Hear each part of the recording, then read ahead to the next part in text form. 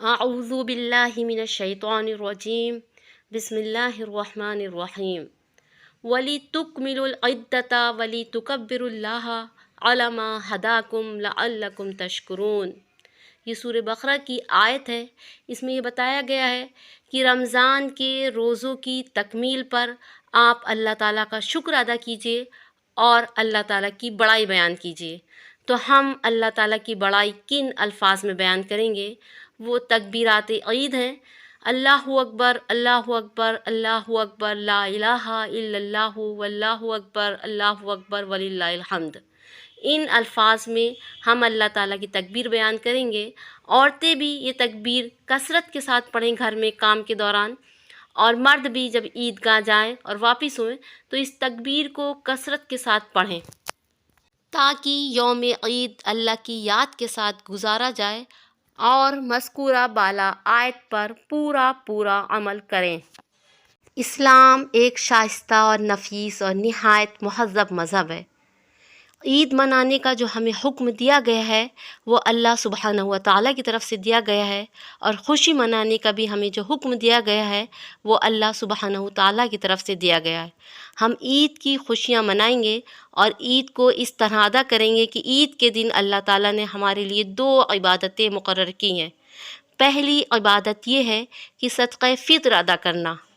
दूसरी इबादत ये है कि ईद के नमाज को अदा करना। ये दो इबादतें हैं। तो ये दो इबादतें हमें ये सिखाती हैं कि हम हुकूकुल इबाद को पूरी तरह अदा करें और हुकूकुल ला को पूरी तरह अदा करें। यानी हमारी पूरी ज़िंदगी इस तरह गुज़रे कि अल्लाह से ताल्लुक़ जुड़ा रहे और अल्लाह के बंदों के साथ एहसान सलूक करते रहें। सदक़े फ़ित्र के ज़रिए अल्लाह सुब्हानहू व तआला हमें ये पैगाम देना चाहता है कि तुम अपनी पूरी ज़िंदगी किसी खुशी के मौके पर और किसी गम के मौके पर अल्लाह के बंदों के साथ हुस्न सलूक करो, गमख्वारी और हमदर्दी का सलूक करो। और ईद के दिन जो हमें नमाज़ पढ़ने का हुक्म दिया गया है उससे अल्लाह सुब्हानहू व तआला हमें ये तालीम देना चाहते हैं कि कोई बड़े से बड़ा गम हो या बड़ी से बड़ी खुशी हो, किसी भी मौके पर तुम अल्लाह सुब्हानहू व तआला को ना भूलो और अपने ताल्लुक़ को अल्लाह सुब्हानहू व तआला के साथ ना तोड़ो। हमेशा अल्लाह सुब्हानहू व तआला के आगे खुशी के मौके पर भी और गम के मौके पर भी सजदा रेज़ हो।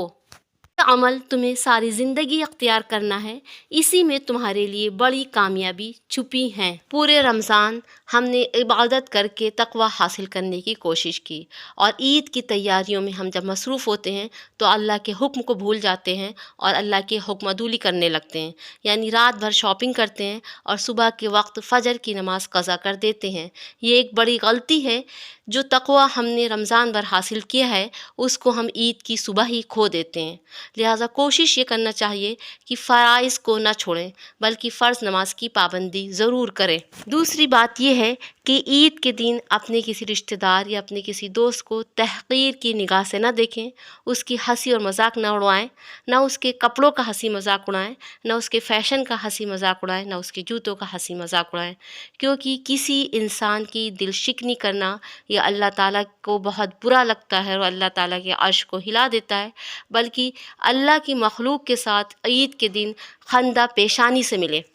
ईद के दिन एक दूसरे को तोहफ़े तहफ़ दें, दूसरों के तोहफ़े कबूल करें, एक दूसरे को दावत दें, दूसरों की दावतें कबूल करें, लेकिन लड़ाई झगड़े से परहेज़ करें और तान व तशनी से परहेज़ करें। क्योंकि बहतान और तान व तशनी से ईमान की जड़ें हिल जाती हैं। और जब ईद उल फ़ित्र की रात होती है तो उसका नाम लैलतुल जायज़ा रखा गया है, यानी इनाम की रात। जब ईद की सुबह होती है तो हक़ ताला शानहू फ़रिश्तों को तमाम शहरों में भेजते हैं।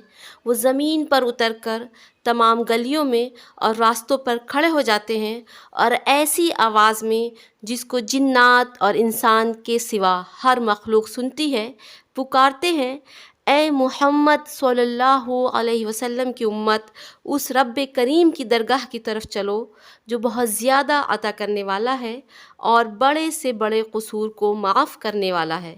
फिर जब लोग ईदगाह की तरफ निकलते हैं तो हक़ ताला शानहू फ़रिश्तों से दरियाफ़्त करते हैं کیا بدلہ ہے اس مزدور کا جو اپنا کام پورا کر چکا ہو؟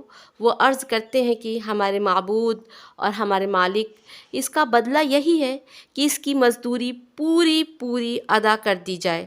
تو حق تعالیٰ شان و ارشاد فرماتے ہیں، اے فرشتوں کی جماعت، میں تمہیں گواہ بناتا ہوں، میں نے ان کو رمضان کے روزوں اور تراویح کے بدلے میں اپنی رضا اور مغفرت عطا کر دی ہے۔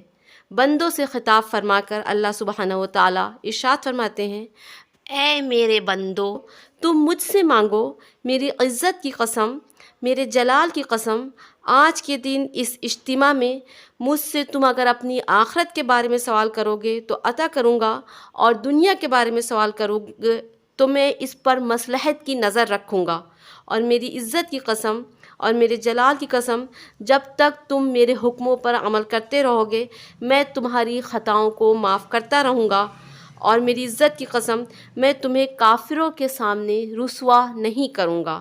بس اب تم بخشے بخشائے اپنے گھروں کو لوٹ جاؤ، تم نے مجھے راضی کر دیا اور میں تم سے راضی ہو گیا۔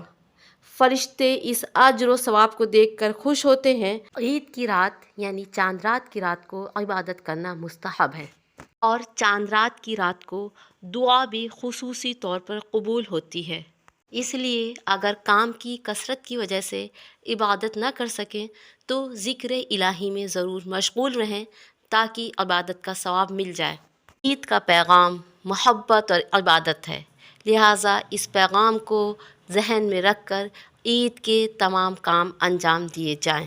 وَمَا عَلَيْنَا إِلَّا الْبَلَاغُ۔ والسلام علیکم ورحمۃ اللہ۔